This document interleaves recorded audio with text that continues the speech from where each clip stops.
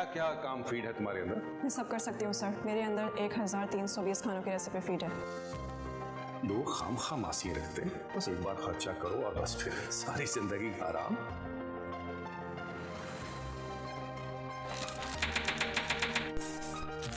ये तुम क्या पढ़ रही हो? तुम्हारा इखलाकियात से क्या लेना?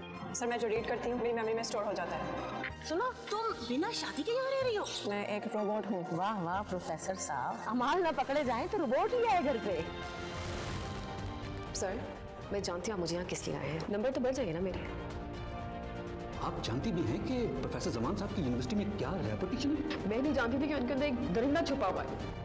इस मशीन को नहीं छोड़ूंगा मैं, ये बहुत खतरनाक मशीन है, नहीं छोड़ूंगा मैं इसे। मजीद,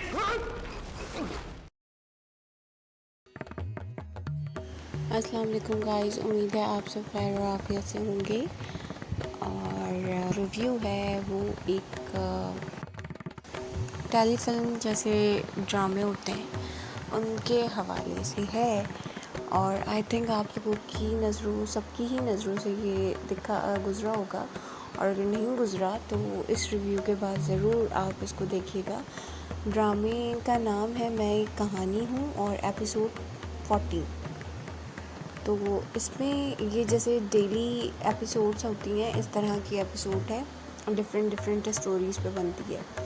इसकी जो ये वाली एपिसोड थी उसमें ये था कि एक रोबोट की कहानी इन लोगों ने बनाई है, लेकिन इतना सीरियस उस ड्रामे को कर दिया था, जबकि उस ड्रामे में कुछ भी नहीं था। उसको बहुत ही सीरियस कर दिया और मतलब बहुत ही कोई लॉजिक या कोई स्टोरी नहीं थी इस ड्रामे की।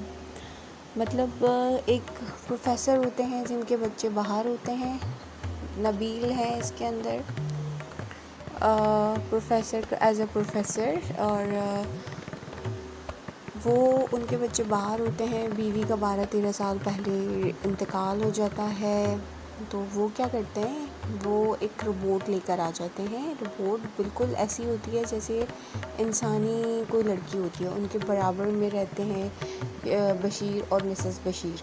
तो उन्हें प्रोफेसर की ना बड़ी टो होती है कि मतलब प्रोफेसर क्या कर रहा है, प्रोफेसर के घर में लड़कियां आ रही हैं जा रही हैं, क्योंकि प्रोफेसर साहब लड़कियों को ट्यूशन वगैरह भी पढ़ाते हैं, लेकिन प्रोफेसर का कैरेक्टर बहुत अच्छा दिखाया है। तो जब वो प्रोफेसर साहब लेकर आते हैं रोबोट, तो पड़ोसन को लगता है कि प्रोफेसर साहब ने शादी कर ली है, लेकिन उन्होंने शादी नहीं की होती है। वो एक दिन जो है जा रही होती हैं तो बोलती हैं तुम्हारे मियाँ ने तो तारुफ़ नहीं करवाया, लेकिन मैं तुम्हारा तारुफ़ करवाती हूँ, अपना तारुफ़ करवाती हूँ। तो वो बोलती है कि मुझे तारुफ़ की ज़रूरत नहीं, मैं आपको जानती हूँ और मैं आपको बता दूँ कि मैं किसी की बीवी नहीं हूँ। रोबोट कहती है मिसेस बशीर से कि मैं किसी की बीवी नहीं हूँ, मैं एक रोबोट हूँ। तो वो कहती है वाह भाई वाह, ये तो रोबोट है। अब वो आती हैं घर पे और वो सोचती हैं, वो अपने हस्बैंड को बोलती हैं कि मुझे भी एक रोबोट चाहिए। मतलब यहाँ मियाँ बीवी में लड़ाई झगड़ा शुरू हो जाता है कि भाई, वो बोलती है मेरी हड्डियाँ गल रही हैं और मैं रोबोट, मुझे तो रोबोट ही चाहिए। तो उसका हस्बैंड कहते हैं तुम 3 मासियाँ रख लो, 1 नहीं 2 नहीं 3 रख लो, क्योंकि मैं रोबोट अफोर्ड नहीं कर सकता और ये रोबोट मैं कहाँ से लेकर आऊँगा। तो वो ज़बरदस्ती उनको भेजती है अपने हस्बैंड को मास्टर साहब के पास, और वो आकर प्रोफेसर साहब पे चीखना चिल्लाना शुरू कर देते हैं कि इसको निकालो यहाँ से और ये फ़साद की जड़ है, और उसको तोड़ने लगते हैं। तो वो रोबोट जो है वो उनका हाथ पकड़ लेती है। खैर उसको रोबोट एज अ रोबोट दिखाया नहीं है कि एक रोबोट जैसा, कम से कम रोबोट है तो अव्वल तो पाकिस्तान में ऐसा कभी आ ही नहीं सकता। ये ड्रामा बिल्कुल ही मतलब इतना इन लोगों ने इसको फ़नी कर दिया। थोड़ा सा इसको अगर फ़नी कर दे तो शायद ज़्यादा अच्छा चल जाता, बट इतना सीरियस रोबोट और नबील पे सीरियस एक्टिंग अब सूट नहीं कर रही थी, तो इतनी कोई ज़्यादा ख़ास मुझे उनकी इस ड्रामे में कोई एक्टिंग अच्छी नहीं लगी। और रोबोट तो मुझे बिल्कुल नहीं पसंद आया। आप लोग भी ज़रूर देखिएगा ये रोबोट वाला ड्रामा, और अपने कमेंट्स मुझे कमेंट बॉक्स में ज़रूर कमेंट करके बताइएगा कि आपको क्या ऐसा लगा कि इस तरह का रोबोट अभी तक पाकिस्तान में लॉन्च हो गया है, या इस तरह का रोबोट एक्चुअली लॉन्च होना चाहिए। अगर इस तरह का रोबोट होगा तो समझें कितना महंगा होगा। हर घर में हर औरत चाहेगी कि अब जैसे मैं ही ये ड्रामा देख रही थी तो मैं भी सोच रही थी कि काश ऐसा कोई रोबोट होता जो सारे काम मेरे इशारों पे भाग कर करता। और लेकिन अगर देखें तो वो इतना खूबसूरत रोबोट उन्होंने बनाया हुआ था कि अगर रोबोट ऐसा हो तो फिर बीवी की ज़रूरत ही ना हो। देन हाँ, रोबोट को बीवियाँ इस हद तक तो बर्दाश्त कर लेंगी कि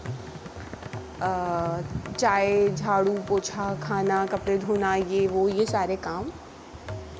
लेकिन हस्बैंड के लिए चाय तो खुद ही बंदा बनाए, क्या बात है। मतलब रोबोट से तो नहीं, ये सारे काम नहीं। लेकिन बड़ा ही अजीब सा ड्रामा था। मतलब कोई स्टोरी, कोई केमिस्ट्री नहीं थी। आप लोगों ने देखा नहीं देखा, आप लोगों की नज़रों के सामने से गुज़रा नहीं गुज़रा।